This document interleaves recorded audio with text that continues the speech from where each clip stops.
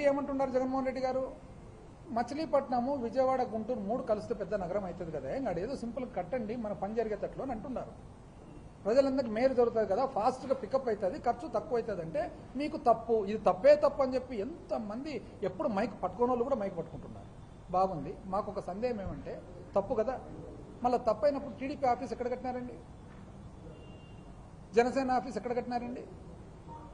జగన్మోహన్ రెడ్డి గారు చెప్పిన ప్రాంతంలో కాదా, మెయిన్ రోడ్ మీద కాదా కట్టినేది? విజయవాడ గుంటూరు మెయిన్ రోడ్ మీద కాదా కట్టినేది? మళ్ళా ఇవి ఎప్పుడు కట్టినారు మీరు? అమరావతి అనేది 2014లో అనౌన్స్ అయితే మీరు మొన్న కట్టినారు 2-3 ఏళ్ల క్రితం. మళ్ళీ అమరావతి అనౌన్స్ అయ్యి మీరే అమరావతి పెట్టిన తర్వాత అక్కడ ఎందుకు కట్టలేదు మీ పార్టీ ఆఫీసులు? అంటే మీకైతే ఒక రూలు, పబ్లిక్ అయితే ఒక రూలు. మీరు ఎందుకు కట్టుకున్నారు? ఇక్కడ అనుకూలంగా ఉంటుంది, పబ్లిక్ వచ్చేదానికి అనుకూలంగా ఉంటుంది, రోడ్లు అనుకూలంగా ఉన్నాయి, విజయవాడ అనుకూలంగా ఉంది, గుంటూరు అనుకూలంగా ఉంది, రైల్వే స్టేషన్ ఉంది, ఎయిర్పోర్ట్ ఉంది.